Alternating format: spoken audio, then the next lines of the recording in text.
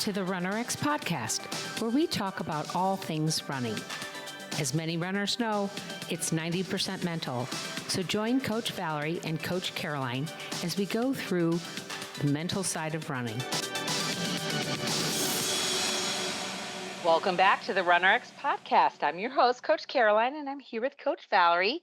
Coach, we were talking not too long ago about the similarities between some of the cues and things you talk about when it comes to strength training and CrossFit or the Hyrox stuff that's so big right now and running. And you said you saw somebody kind of talking about these same cues. Can you talk about, like, the one that I thought was so interesting was how you place your feet?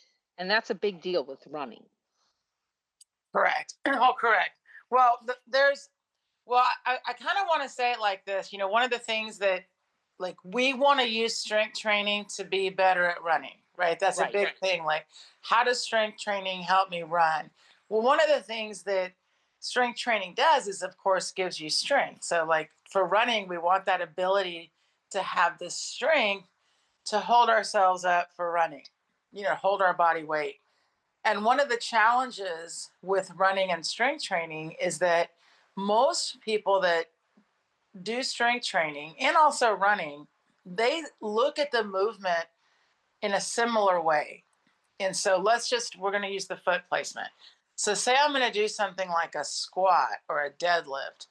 Well, I want to stay still, right? I want to stay in place. Right. So when you do the movement, one, similarity wise, body weight generally is on the ball of the foot when you're going to stay still and do weightlifting. And same placement, by the way, for running, ball of the foot. The difference is when I'm going to do something weightlifting wise. So let's use the deadlift. When I go to pick up the weight, I want to press my body weight into the ground, into my feet, really connecting with the ground. So I take that body weight, press into my feet, and then I lift the weight up. So I unweighted the bar by weighting my feet. Okay. Well, in running, you do the exact opposite. You want to unweigh the foot.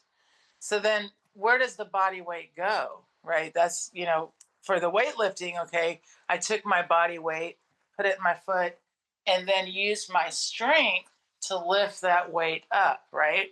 Right. And in running, we want to give our weight away. And so we do that. It's called unweighting. And we take our upper body, which is 68% of our body weight, and we lift it up and it goes forward.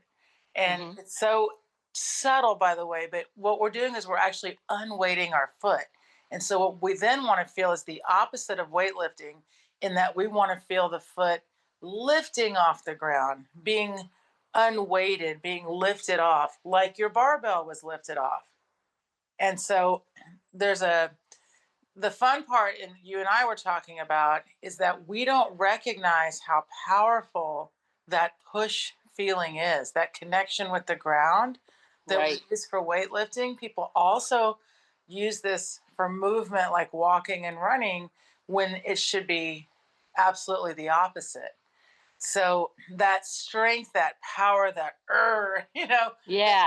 is when you're like lifting the weight, that energy, that sensation is not used in running. In running, it should be la la la la la, like I am actually trying to not use a lot of active muscle. I want my feet to be free and leave the ground. Right. And so the best part, though, I know I really try to stay on topic. I showed you this quote recently, and it said it was a woman, and she had in her picture, both of her feet were off the ground. And she was so excited. And she said, I finally did it. I'm in the club. I'm in the both feet off the ground club. And she said, I know I did this by pushing, by really pushing. And I was like, no, you didn't. You didn't. And that's the hardest part, guys, is that, like, when you're lifting a weight, right? And I can say to you, press into the ground and lift that weight. And you feel that success of that lifting the weight. The weight didn't get lighter. You were able to lift it because you were able to use a combination of strength plus your own body weight in offsetting the weight, right? Right. Well, when you go for a run, if you think that that's the same thing to do for running, you're actually going to hurt yourself because, yes, if you jump, by the way, you will get both feet off the ground, which in a sense is what pushing is. So the runner felt like I got to that place in my run by pushing into the ground, that same powerful feeling you have for weightlifting. And we're like, no, no, no, no, no. It's the Yeah. opposite. You actually got there because your foot was pulled off the ground. And this is what I know we were going to go all the way back to, but the weightlifting, we have to be careful with this, and with running, you teach the action, right? Hmm. And the movement, right? Like if you Right. came into the weight room and you had never done a deadlift or a squat or any weightlifting movement, pushed a sled, whatever the movement was, we would show you here's the most efficient way to do this movement so you don't hurt yourself, right? Right. Right. And by the way, when I did do the Hyrox, the biggest thing I saw was so many people were cramping. There were so many calf cramps. And I thought, And that's because they're pushing, right? correct, because Yeah. they're trying to mimic the action they're doing in their weightlifting, in their Right. running. So, for example, pushing a sled, right? Then your thought is, well, I'm pushing into the ground and I can feel this movement, right? I can feel the sled moving. It feels really powerful. Well, then in running, you think you're supposed to mimic that. So, even if you're not aware of it, you are doing this. You're like, leaning forward slightly, which puts body weight into the ground. So you're like, oh, there's that feeling. And Hmm. then you push into the ground. And in your mind, you're like, this feels powerful. This feels right. And it's like, no, actually, this is exactly the wrong feeling. Yeah. So You kind of to know, get back what I thought was interesting, and then I want to move on to the next part of it, was what I thought was so interesting is that in order to do the weightlifting, your foot must be fully on the ground, right? Like it's not just your toes, it's not just your heel, you're on your foot, your whole foot. And that's the same thing that we talk about in running when people are like, well, do I do a heel strike? Do I toe strike? No, you body let your body take, land on your foot, right? But it's one foot. And you don't think about my toes or my heels, right? And you don't think about am I pronating or supinating because you don't want it there for very long. So that's what I thought was really interesting is that your whole foot, you have to let your foot just come down. well, and the only way that that will ever happen is first you have to understand that, like the thought has to be there. And Right. second, you have to focus only on your action. So, for Right. example, like say you film yourself, guys, and you're a weightlifter, all right, and you're like, okay, I'm going to film myself barefoot warming up, and you say you do a squat. I'll just use a squat, and your coach is cueing you, pull your stomach in, right, as you come down to make that good brace in the core. And then when you come up, really drive your feet. This is used a lot, especially in squatting or deadlifting, either one. Drive your feet into the ground and like activate your glute, right? Like Right. squeeze your glute. And one of the things that's really cool about that is you feel the direct benefit of that, right? Like I can feel that I'm doing that movement that for the weightlifting. But what's Right. fascinating is if I showed you your video, you're probably doing other things and you have no idea. Yeah. Like your Yeah. toes might actually wiggle just a little bit. You might actually be adjusting your feet without even really being aware of it. Right. Hmm. But what you are aware of is that I need to have my foot on the ground with my body weight centered on it so I can Yeah. lift the weight. And So, that's what I thought was so key is that runners don't think of that when they think, oh, well, where's my foot striking? Or should I get on my ball of my foot? Should I get on my heel?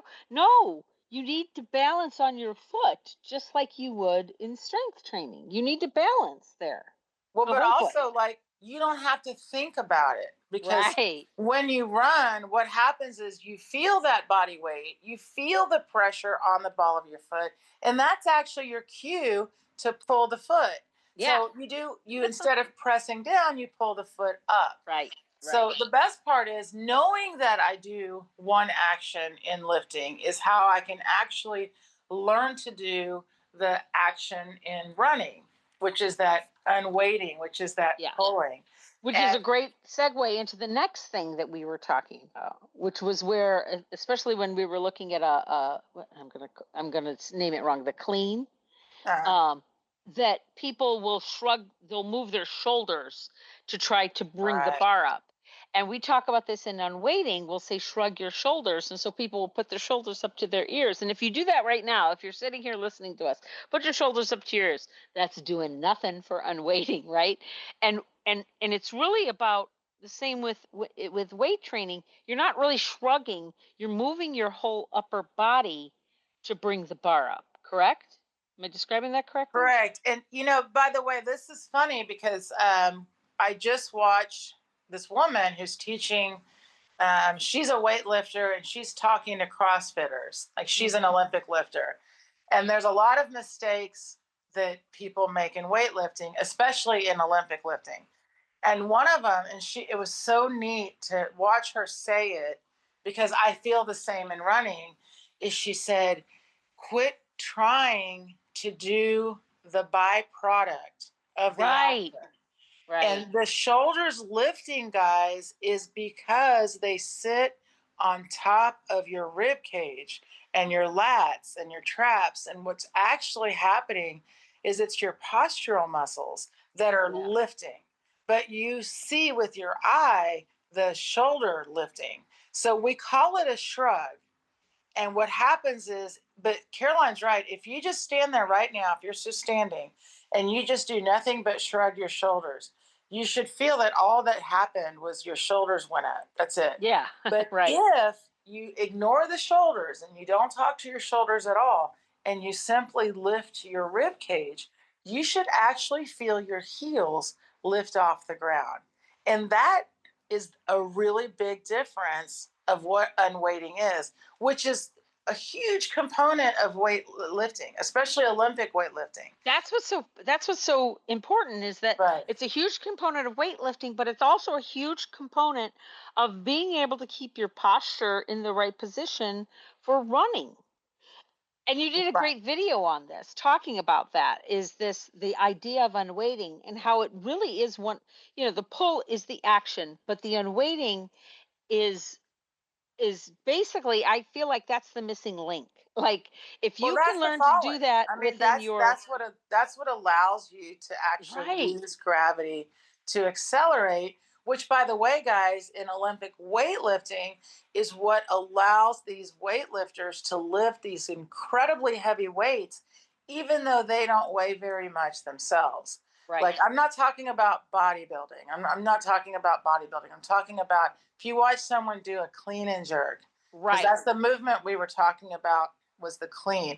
Like runners love to do bicep curls, and I'm like, no, Yeah. you really should do a clean Right. because that works the bicep. And this just goes into understanding how the body works. So this Olympic lifter was saying that like we want to see that end result. We want to see that lift of the shoulders. So people keep lifting their shoulders, and she's like, no, you've got to lift your whole torso, and that's going to lift and unweigh you and the bar. Well, in running, it's the same thing. You've got to lift the torso. That's what unweighs your feet. And then your feet are pulling in response to your body Right. falling forward. So, Absolutely. same thing, like the bar travels up with your body weight. So, it is a lot of fun, guys. Well, These are and some of the to discussions we get into. kind of to go further on this, this goes back to, when I started running, of course, the big thing was, oh, you need to have core strength, right? Right. and nobody explained why until I met you, like, because I'm literally holding my posture up as I fall as a unit, right? And people don't understand that. But if you Balancing, work with us, you understand that. But what balancing. you're talking about when we're talking about the clean and jerk and that whole idea of that upper body and the strength training, like that's why when we strength train within Runner X, we're not doing just planks, right? We're not doing sit-ups. We're holding your whole posture. So when you unweight, just like if you're ever doing a clean, I can lift this I can lift this incredible weight, up and over my head. I can lift my whole body by just like moving my core. I just thought that was so profound. Like it Well, really made me go, ah, that's why I need core and strength. I just said this last night, by the way. We most people that do strength training as cross training for their running, and this is all I've always found this. So I was a strength coach well before I was a running specialist. And what I found, and I was guilty of this too, when I very first started running, um, distance running from weightlifting, from just doing weightlifting, I wanted to use my strength in my run. So I wanted to be like a powerful runner, like a big old push off and a pump my Right. arms and all of Yeah. those actions. And Yes. most of us, by the way, that are runners are naturally kind of driven individuals. So, you tell me pump your arms, push off the back, whatever. I'm like, here I go. I want to get a Yeah. straight A on this run. Drive your knee. Yeah, all of it. So, I mean, and then what you realize is that you're adding all of this extra work onto what's already really hard. And that's just to hold your body in line and balancing your big old head. Your head weighs the most. And so it is amazing because I taught for years, like body specific classes, like glutes and abs, Right. which is ridiculous when you think about it. You really cannot separate body parts. And when you're running, you especially don't want to separate. You want to be that one line, that one unit. I was just going to finish with that when I first started, even coaching running, I was trying to do the same thing. Like I wanted to look like that runner, the picture we see, right? The legs in the air really looks really neat, And Yeah. Yeah. so we try to mimic what that looks like for our running. And when you when you learn, oh, actually, that's a byproduct, that's not actually Right. what you're doing, and you can be so much more efficient. But I promise you guys, if you do try this, if you try the runner X stuff we're talking about, you will have that picture in your next race because So that's the third item that we were talking about that I thought was so interesting is this byproduct of shrugging my shoulders if I was going to do a clean and jerk, and then being underneath the weight and having your like your hands, your shoulders are locked out underneath you underneath the bar, right? That is the finishing. That is the finished byproduct, the action. And we were talking about the fact that that's what runners think is the stride.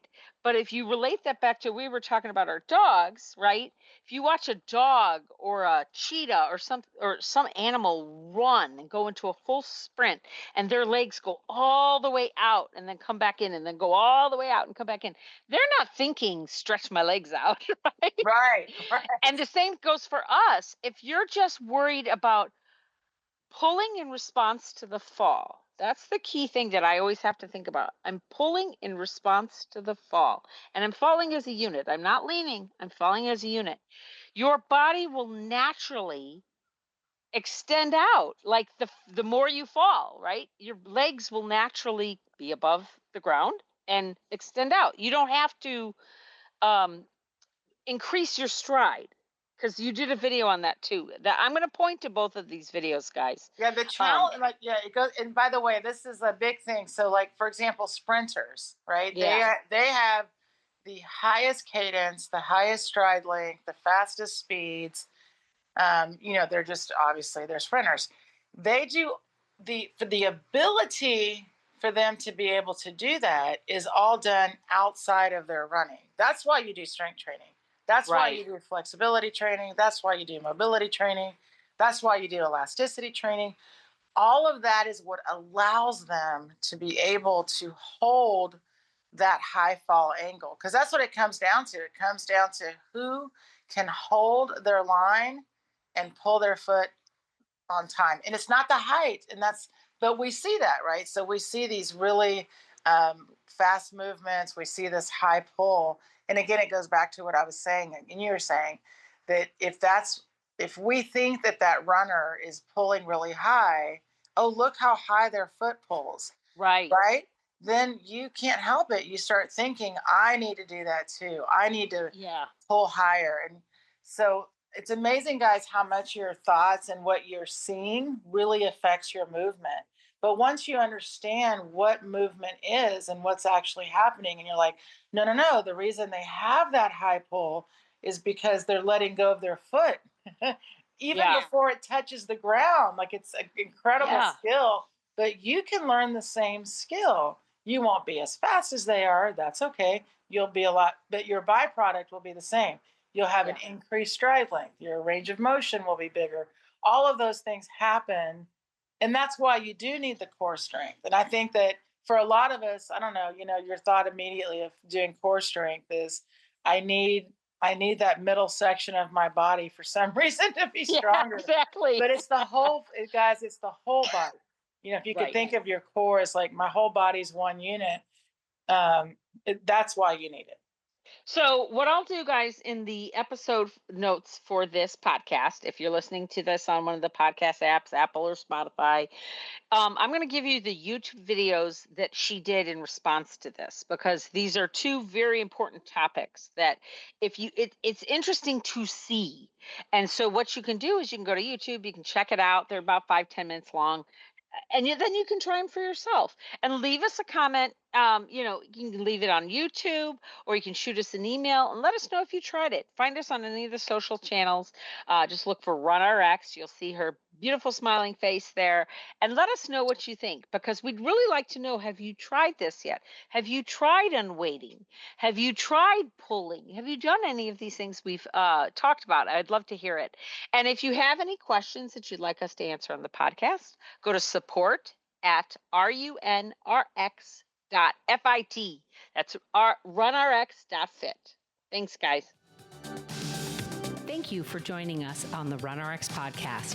If you'd like to know more, join us at www.runrx.fit. And if you have additional questions that you'd like answered on the podcast, email us at support@runrx.fit.